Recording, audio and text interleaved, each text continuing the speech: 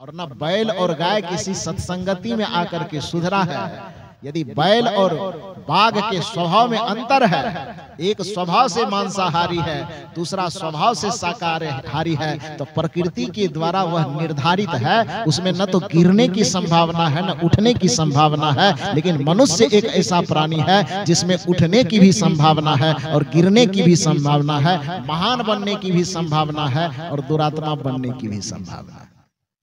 क्योंकि इसमें गिरने फिसलने की भी संभावना है, इसलिए इस फिसलन से बचाने के लिए हमारे भक्तों को, संतों को मिल करके इस सत्संग का आयोजन बार बार करना पड़ता है कि इतना सजग बना करके मनुष्य को रखा जाए कि उसको भटक करके फिसलने न दिया जाए। इसलिए महापुरुषों को यह पुकार पुकार करके कहना पड़ रहा है कि महापुरुषों की यही है पुकार, हे मानव क्या कर लो, तो अपने जीवन में कर लो सुधार। आपके ही जीवन में सुधार की संभावना है। आप एक ऐसे प्राणी हैं जो अपने जीवन को बिगड़े से बिगड़े स्थिति से पलट करके आप महान बना सकते हैं। सुबह में हमारे पूज्य श्री यतीन्द्र साहब जी बड़े सुंदर सुंदर उदाहरण दे रहे थे। अंगुलीमाल का उदाहरण, रत्नाकर का उदाहरण, आम्रपाली का उदाहरण, ये सब तो ऐतिहासिक उदाहरण है, तो जिसके कारण लोगों को समझाने के लिए कहना पड़ता है। नहीं तो हम लोगों से 23 साल साधना मार्ग में गुजरने से हुआ है। 2002 में जब 12 वर्ष की उम्र थी, उस समय में घर छोड़ करके निकले थे 8वां क्लास में पढ़ते पढ़ते, और सत्संग मंच पर बैठ करके लोगों के बीच में अपनी बात सुनाते सुनाते ये मेरा 23वां वर्ष समाप्त हो रहा है। कितना दिन? 23। इतने दिन के दरमियान में आप कल्पना कीजिए कि कितना रत्नाकर आकर के हम लोगों से मिला होगा, कितना अंगुलीमाल मिला होगा, कितने अमरपाली मिले होंगे, और कितने जुआरी, कितने शराबी, कितने मांसाहारी, कितने लोगों से संपर्क हुआ होगा, और कितने लोग आकर के यहाँ से अपने जीवन को सुधार का फार्मूला लेकर के गए होंगे और अपने जीवन को सुधार के पथ पर लगाए होंगे। इसकी गिनती नहीं की जा सकती, अनगिनत। ये जीवन सुधार का जो केंद्र है वो केवल सत्संग स्थान है। परम पूज्य सदगुरु श्री अभिलाष साहब जी अपने प्रवचनों के दरमियान बारंबार कहा करते थे कि मनुष्य के पास सबसे बड़ी कमजोरी यह है कि वो हर चीज को सुधारने की व्यवस्था तो कर लेता है, लेकिन उसका संस्कार बिगड़ जाए, उसका विचार बिगड़ जाए, उसका व्यवहार बिगड़ जाए, उसकी बुद्धि बिगड़ जाए, तो उसको सुधारने का वह कोई संकल्प नहीं लेता। वरना सुधार तो उसको भी प्रिय है। कैसे? तो पूज्यवर गुरुदेव श्री अभिलाष साहब जी कहा करते थे कि मनुष्य घड़ी पहनता है, घड़ी पहनते पहनते अचानक उस घड़ी में कुछ बिगाड़ आ जाए तो क्या करता है? उसको तोड़ करके फेंक देता है। यहाँ ऐसा विधान है क्या कि घड़ी बिगड़ गई पहनते पहनते तो तोड़ फोड़ करके फेंक देना है? ऐसा किया जाता है? तब क्या करते हैं? उस घड़ी को किसी मैकेनिक के पास ले जाते हैं और उसको ठीक करवाते हैं। कपड़ा खरीद के लाए, पहन रहे हैं, कुछ दिन पहनते पहनते किसी कारण से वह कपड़ा कहीं फट गया तो क्या करते हैं? उसको फेंक देते हैं। तब सिलाई करने वाले जो कारीगर हैं उसके पास ले जाते हैं और दोबारा उसको सिला देते हैं। सिलाई तो सुधार ही है ना। कपड़ा फट करके बिगड़ गया तो दर्जी के पास जाकर के, सिलाई वाले कारीगर के पास जाकर के उसको ठीक कर दिए। ठीक करना ही तो सुधार कहलाता है। चप्पल जूता पहनते पहनते फट गया, उसको ले जाकर के किसी मोची के पास, किसी कारीगर के पास उसको ठीक करवा दिया। शरीर और स्वास्थ्य में बिगाड़ आ गया, सर्दी आ गई, बुखार लग गया, पेट दर्द हो गया, माथा दर्द हो गया, तो इसको सुधरवाने के लिए हॉस्पिटल मेडिकल जाते हैं कि नहीं जाते हैं? तो आदमी के स्वास्थ्य में बिगाड़ आ जाए तो उसको सुधारने के लिए वह तत्पर रहता है।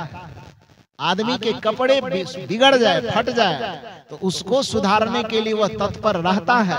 आदमी के हाथ में पहनी हुई घड़ी बिगड़ जाए तो उसको सुधारने के लिए वह तत्पर रहता है। कमर का बेल्ट, पैर का जूता बिगड़ जाए, माथे की टोपी बिगड़ जाए, उसको सुधारने के लिए वह तत्पर रहता है। लेकिन दुर्भाग्य की बात है कि मनुष्य का मन यदि बिगड़ता है, बुद्धि बिगड़ती है, तो उसको सुधारने का यह उपाय नहीं ढूंढता है। यदि मन को सुधार करने का यदि स्थान ढूंढा जाए, तो जैसे एक कपड़े को सुधारने का स्थान है दर्जी के पास, स्वास्थ्य में यदि बिगाड़ आ जाए तो उसको सुधारने का एक स्थान है हॉस्पिटल, एक स्थान मेडिकल। यदि आपके और किसी चीज में बिगाड़ आ जाए, आपकी गाड़ी में बिगाड़ आ जाए, तो उसका कहीं गैरेज खुला हुआ है।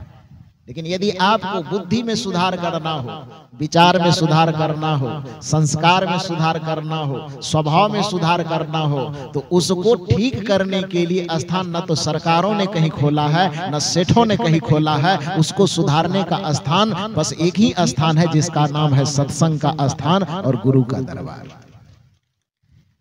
इसलिए कहा जाता है, दरबार में सच्चे सदगुरु के दुख दर्द मिटाए जाते हैं। दुनिया का हर एक बिगड़ा हुआ इंसान सत्संग में डुबकी लगा करके पवित्र हो जाता है, सुधर जाता है।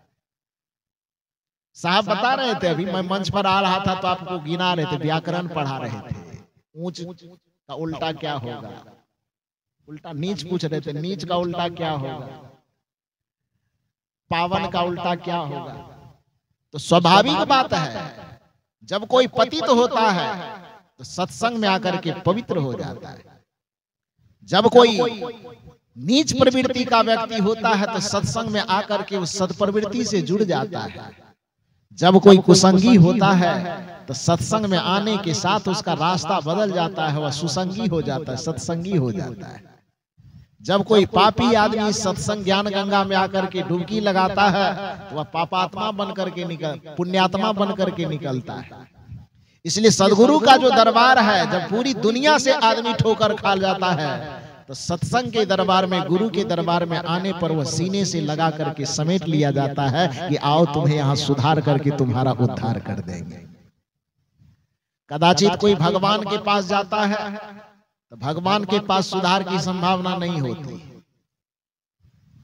कुछ लोगों को लगता है कि हम पाप किए, अपराध किए, भूल किए, चूक किए, भगवान के शरण में जाएंगे, भगवान क्षमा कर देंगे। भगवान की सृष्टि, भगवान की संरचना इस संसार में सुधार के लिए हुआ ही नहीं है।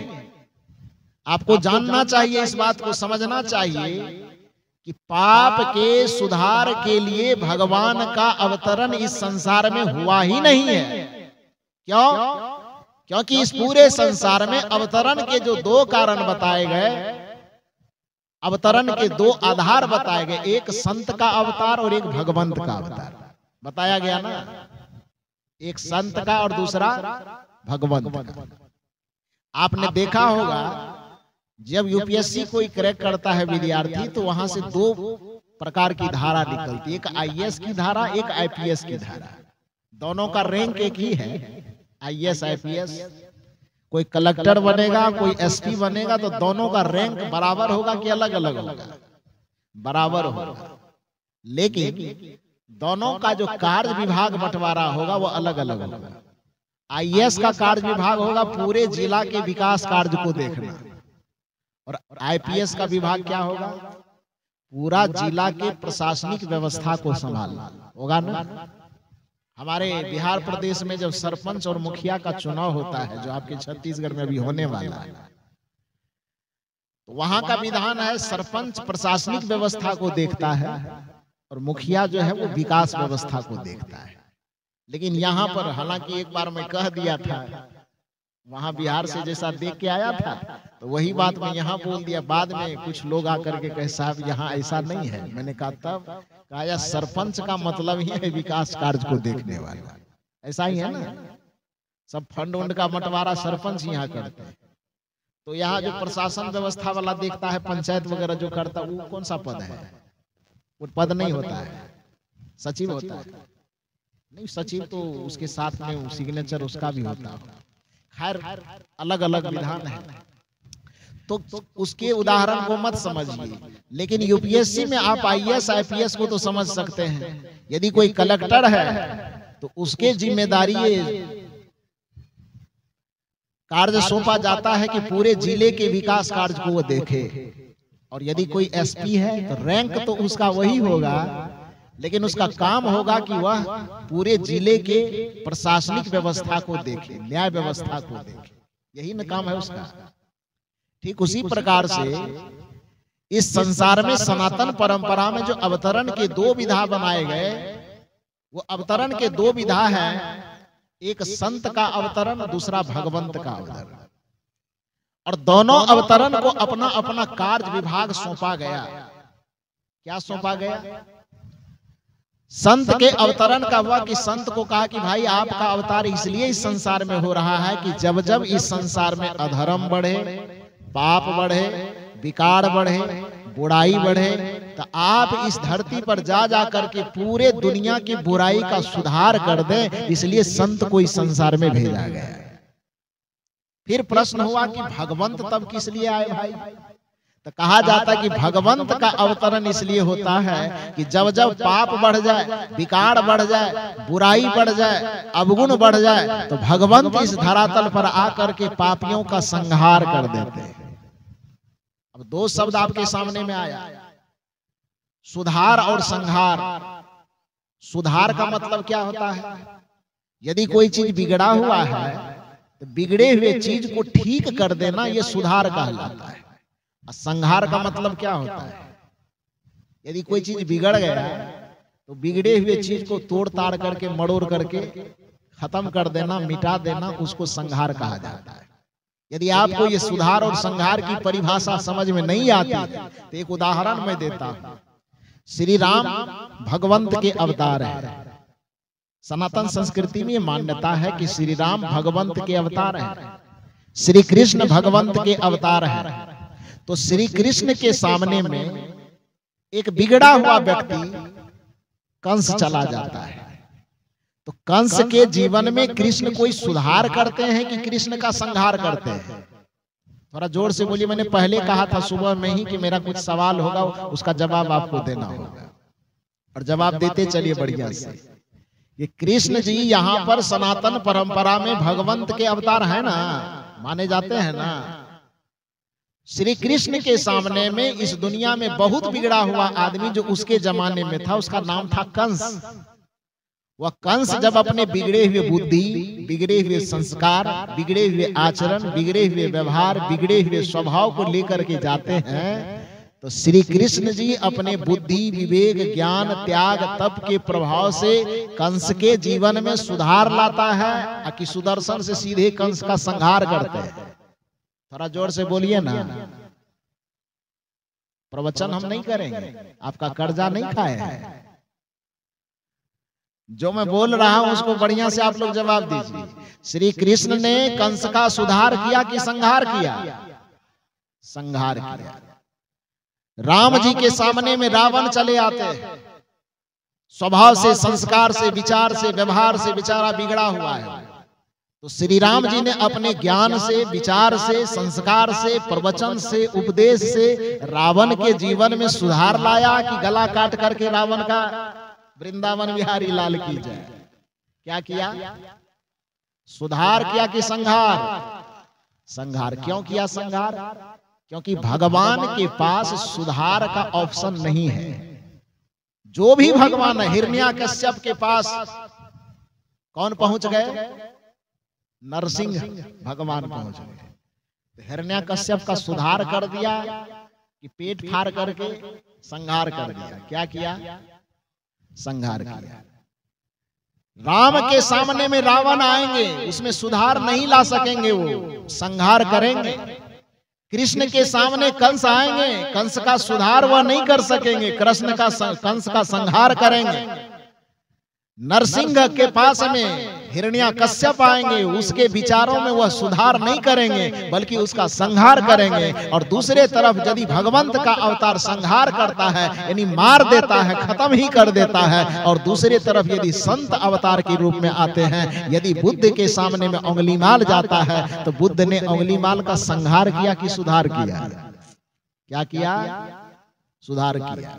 सप्तऋषि मंडली के पास में यदि रत्नाकर जाता है तो रत्नाकर का संहार होता है कि सुधार होता है? क्या होता है? सुधार होता है। ऑप्शन कौन वाला सही है, सुधार वाला कि संहार वाला? यदि आपके जीवन में कोई बुराई हो, कोई अवगुण हो, कोई पाप हो, कोई विकार हो, कोई भूल हो, कोई चूक हो, कोई बुराई हो, तो आप यह बताइए कि आप अपने जीवन के लिए या अपने लिए कौन सा ऑप्शन चुनेंगे, सुधार वाला कि संहार वाला? तो सुधार के लिए जाना किसके पास चाहिए? संत के पास कि मंदिर के पास? जाते किधर है आप? तो वहां पर क्या होगा? सुधार का ऑप्शन है वहां? वहां सुधार का ऑप्शन नहीं है। भगवंत का अवतार इस संसार में सुधार के लिए नहीं होता, भगवंत का अवतार इस संसार में संहार के लिए होता है। और यदि कदाचित हमारे जीवन में कोई भूल है, कोई चूक है, कोई अपराध है, कोई विकार है, कोई अज्ञानता है, कोई नादानी है, कोई पाप है, तो यदि हम सीधे मंदिर के तरफ दौड़ लगाते हैं और सत्संग की अवहेलना करते हैं, भगवान की मूर्ति के सामने हम जाकर के सर झुकाते हैं, किंतु संत के शरण में आना हम पसंद नहीं करते हैं, तो उस व्यक्ति को याद रखना चाहिए कि भगवान के पास सुधार का कोई ऑप्शन नहीं है, वहां पर सीधे संहार का ऑप्शन है, और संतों और गुरुजनों के पास सुधार का ऑप्शन है। इसलिए यदि अपने जीवन के विकारों का सुधार करना चाहते हैं तो आपको सत्संग से प्रेम करना चाहिए, संत के चरण से प्रेम करना चाहिए। संत